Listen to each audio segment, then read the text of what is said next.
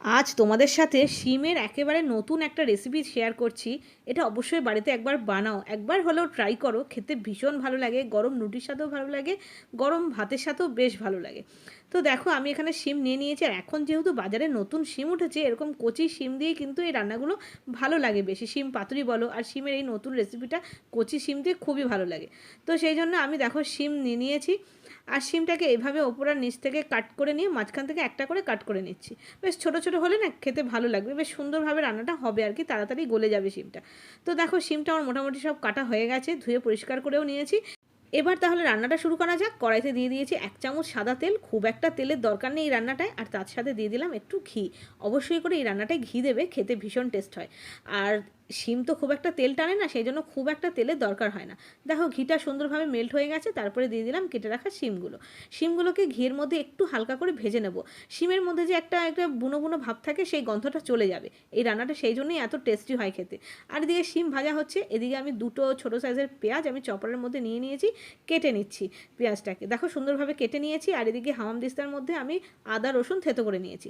আর এদিকে দেখো শিম কিন্তু আমার ভাজা হয়ে গেছে। এবার আমি একদম তেল থেকে ছেঁকে ছেঁকে তুলে নিচ্ছি একটা বোলের মধ্যে। দেখো তেল কিন্তু একেবারেই লাগেনি শিম ভাজতে, যতটা তেল দিয়েছিলাম অতটা তেলই রয়েছে। আর সেই জন্য তেল আর বাড়ালাম না, ওই তেলের মধ্যে দিয়ে দিলাম 1 চামচ মতন গোটা জিরে ফোড়ন। ফোড়নটা একটু চড়বড় করে উঠেছে, আর কিছু বিশেষ ফোড়ন দেওয়ার দরকার নেই। দিয়ে দিলাম কেটে রাখা পেঁয়াজ। পেঁয়াজটাকে একটু ভালো করে প্রথমে ভেজে নেব। পেঁয়াজটা ভালো করে ভেজে নিলে না সুন্দর একটা গন্ধ আসবে। দেখো সুন্দর একটা গন্ধ এসে গেছে, পেঁয়াজটা ভাজা হয়ে গেছে। দিয়ে দিলাম আদা আর রসুন, যেটা থেতো করে রেখেছিলাম সেটা দিয়ে দিলাম।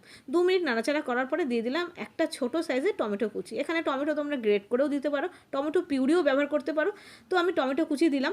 তো টমেটো কুচি দেওয়ার সাথে সাথে দিয়ে দিলাম নুন আর একটু জল, কারণ এখন আমি মশলা দেবো, শুকনো মশলাগুলো।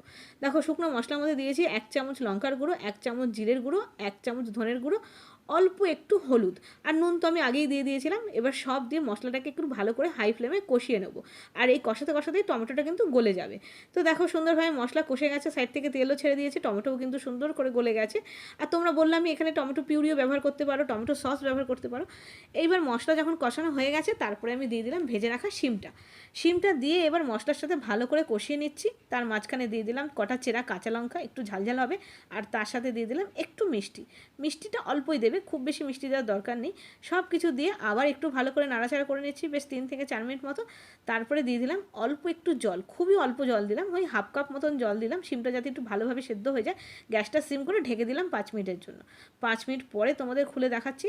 দেখো শিমটা কিন্তু সুন্দরভাবে সেদ্ধ হয়ে গেছে, আর একটা গামাখা গামাখা ভাব এসছে, জলটাও বেশ ভালোভাবে মরে গেছে।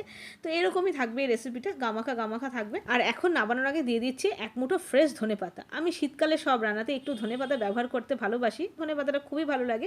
তোমাদের যদি পছন্দ না হয় তো তোমরা নাও দিতে পারো। একটু ঘি দিতে পারো নামানোর আগে, কিন্তু আমি আর ঘি দিলাম না, কারণ রান্নার শুরুতেই আমি ঘি ব্যবহার করেছি। ব্যাস গ্যাসটা বন্ধ করে 5 মিনিটের জন্য স্ট্যান্ডিং টাইম দিয়ে দিয়েছিলাম, তারপরে কিন্তু গরম গরম সার্ভ করে দিয়েছি। আর এটা কিন্তু আমরা আজকে রাত্রে ডিনারে রুটির সাথে খাচ্ছি, ভীষণই ভালো লাগে খেতে গরম গরম রুটির সাথে এই রেসিপিটা। এটা হচ্ছে মশলা সিম।